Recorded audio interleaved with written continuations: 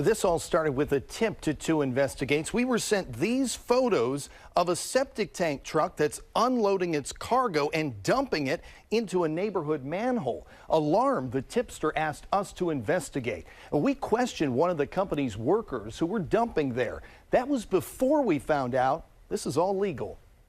Brooks Jarosz, Two Investigates. Are you guys supposed to be dumping this here? Caught in the act. Yeah. After repeat complaints on this neighborhood street. It seems like every day. It's like rotten eggs and rotten milk at one time with a fan. Dead animals, I would say. Are you allowed to be doing this? For this two-man septic tank cleaning crew, it's business as usual. That is wrong. Two Investigates went undercover, finding the trucks leaving the Hayward yard and gassing up before heading up to the Oakland Hills.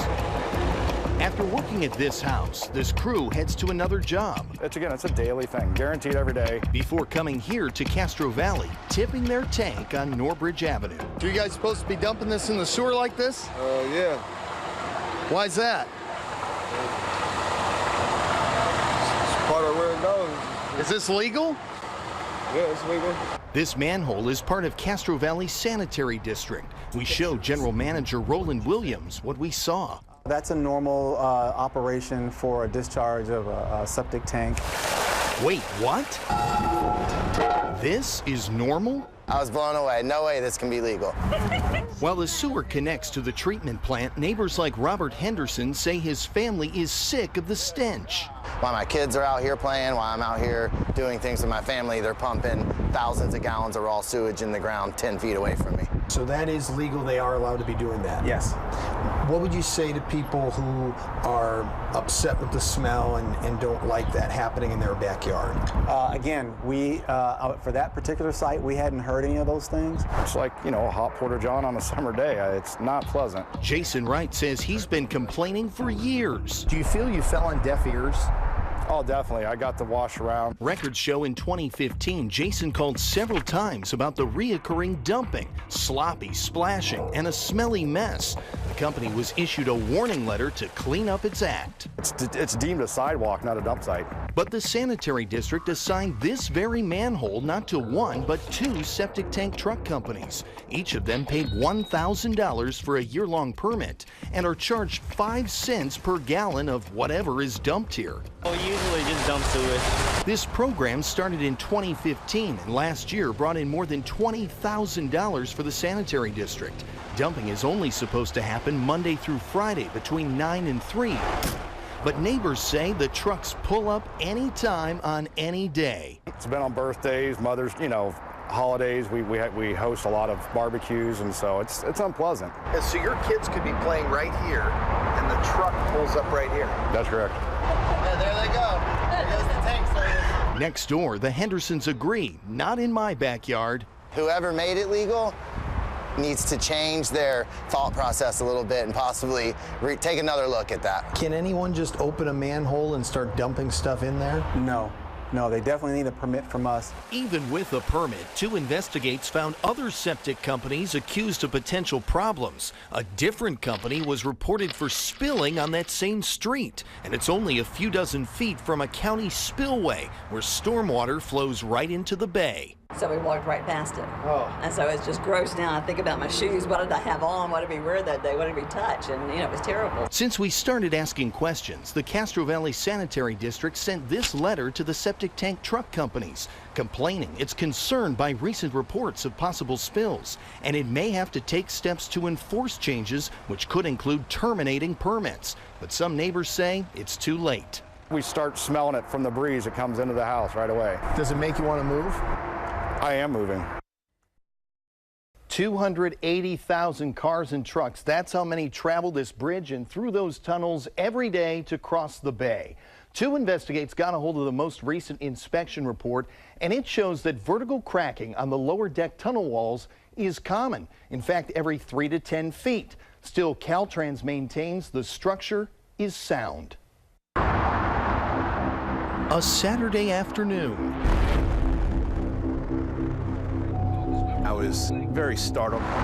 On the Bay Bridge. My wife was startled. She said it sounded like somebody shot us. Police Sergeant Dean Marcy and his wife were heading home toward the East Bay when I see an object coming from the ceiling, dropping, and it just like, boom, it was just that quick. inside the Yerba Buena tunnel, he says a brick-sized piece of concrete came crashing down. I grabbed my shirt, put it up over my head to make sure I wasn't going to get any more shards of glass in my eyes. Immediately, he pulled over his personal truck at the nearby Caltrans office on the bridge. Marcy says a worker told him he was the fourth person in recent months to report the same thing happening in the same place and the same lane. We just kind of looked back and forth at each other, just saying, what? Again? They found a dozen spots in the tunnel where concrete is in danger of breaking away from the wall. Caltrans performed tests in early 2016 after falling debris damaged several cars and even injured some people. All of a sudden, a big piece of concrete just fell directly down in front of my car. This report, obtained by 2 Investigates, shows engineers used radar, light, and hammer testing. That resulted in nearly 200 repairs of loose concrete spots on the tunnel walls, coming at a cost close to $1.5 million. Is it safe right now? Oh yeah, it's safe. Yeah, it's very safe. Jeff Weiss represents Caltrans. We asked him about the recent claims of crumbling. We had a police officer tell us that he actually saw a piece of concrete falling from the ceiling and smashing his window. What do you say to him? I'm surprised. I'm surprised that that I haven't heard of it. Caltrans says since 2017, it had 4 claims of things falling from the bridge. But in all cases, Weiss says there's no proof it came from the tunnel walls or ceiling. We're troubled by the lack of evidence. And we have looked at all the pictures, and they look like rocks and other debris that might have been on the freeway. The tunnel was built in 1936 and underwent major renovations in the 1960s. It's now more than 80 years old. The most recent inspection report from last September proves it's showing its age. It says vertical cracking is common every 3 to 10 feet on the tunnel walls. 125 square feet of tiles are missing or broken. Some wall areas were patched as water was causing concrete to break away. And 6 areas still need attention within 2 years. You don't believe it's possible that something could have fallen from the ceiling? Well, we believe that it's possible that something could have fallen from the ceiling, but we would have evidence of that. We would be able to see a place where there's a hole on the ceiling or a broken tile or something like that. But we can't find anything. What do you tell the drivers who have issued these claims? Well, we tell them that we're investigating it. Caltrans suspects it may be pieces of broken guardrail or construction debris. The driver's claims have all been denied. We're not going to take the blame for something that we don't feel is ours for 2 reasons. 1, it's not ours. And 2, we don't want people to be worried about tiles falling from the ceiling of the tunnel when it hasn't happened. I know what I saw. Marcy insists nobody was in front of him, and with his decades of police work, says there's no way something flipped up to cause this. It shattered the window. I'd like my chances in court then, because this has already cost me over $1,000. I'm not paying for it. Now he's made it his mission to take on the state in the name of safety. I could have died. My wife could have died. Look at that. Isn't that filthy? Smells like, spoiled eggs. It's unbearable. Look at that. Unable to find the words. Look at all that. Look at that. Look at that. Miracles of Faith Pastor Gregory Brown says the brown sewage sludge is the devil. This shouldn't happen. This just shouldn't be there. It hurts me. This time, 1,200 gallons overflowing and coming through the floor. But for years, every time there's a heavy rain, he says the street fills up, then the sewer backs up. How many times would you say you've called the city complaining about this sewage? It might have been some days we might have called 10 times. Many times the church pays for the cleanup in Band-Aid fixes, like a decade ago putting in a reverse drain to try and keep the dirty water out. Sometimes it's not enough. How much money in damage here? About $250,000. Each year, hundreds of thousands of gallons of sewage spews from old and crumbling Oakland pipes. That's a big discrepancy. Two investigates found the spills are widespread. Records show more than 80 every year. And just last fiscal year, the city reported a 700% jump in waste flowing into lakes, waterways, and the bay.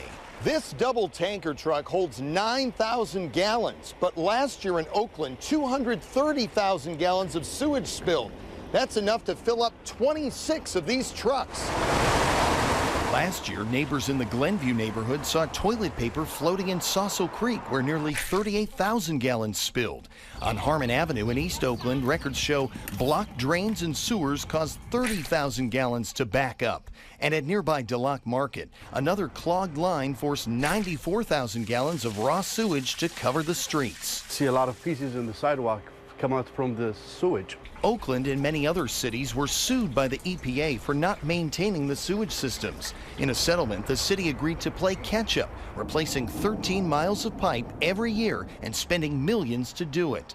Terry Toby fought for years to get one of the badly broken pipes replaced near her Oakland horse farm. All that sewage that goes through that pipe comes from 16 houses above me. Cracks and root intrusion are seen in this video inside one of those crumbling pipes. A city contractor tried to clean the line using a highly toxic foam, but Toby says the foam flowed onto her property, causing allergic reactions to her and chemical burns to her horses. The work is not being done the way that it should be done.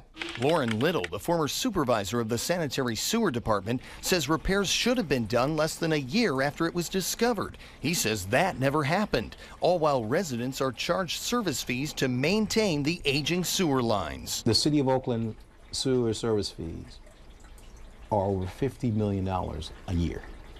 So I wouldn't think that there's no excuse for the City of Oakland not to be able to do what needs to be done to properly and effectively run a sewer division the way that they're supposed to. Two investigates found just last month the EPA fined the city more than $225,000 for not fixing broken pipes within a year, failing to let neighbors know of defective lines, and 34 spills reaching waterways. So a little ahead on schedule on both of those accounts. But that wasn't initially mentioned at this Oakland City Council meeting. On the day the city found out about the violations, managers of the sewer division presented for more than an hour on the state of the sewers. That is, until council members brought up the fines. The fact that that wasn't mentioned and that the overall tone is we're doing great does concern me. Last year, we found 16 spills were not reported on time, like an overflow at the Salvation Army and another at Lake Temescal.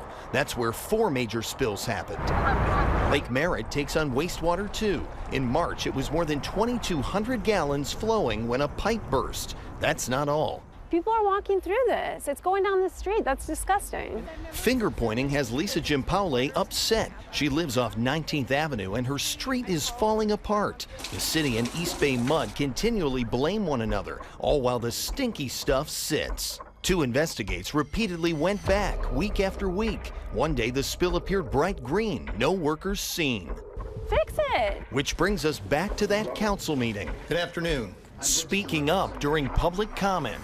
Now, we've asked the director to address these concerns on KTVU. You denied us, sir. So I ask you now, what's it really going to take to keep our city clean? Many council members agree things need to change. We have to take responsibility for it and make sure we learn from those problems and do better over the next 3-year period, which starts now. Public Works did provide documents, video, and written responses, in this case saying it's stormwater runoff from private property causing the road to deteriorate. But even after we saw construction crews, it's still not repaired, and there's an ongoing debate over who's going to fix it. It's a similar story back at Miracles of Faith Church, where the pastor is praying for a miracle. Do something for me down here. Come down here and fix up my neighborhood and put some new sewers in and some new sidewalks in. The time is now. The time is now. The city's annual report states it's ahead of schedule on sewer fixes and upgrades, but since last summer, There have been close to 70 sewer overflows that the city reported to the state. I mean, those pictures are just hard to look at, Brooks. That green stuff that's coming out, I mean, what are they doing to clean this up? I mean, this is all a matter of the city trying to catch up as it's trying to replace and repair lines. More are breaking, more spills are happening every time it rains. They just can't keep up.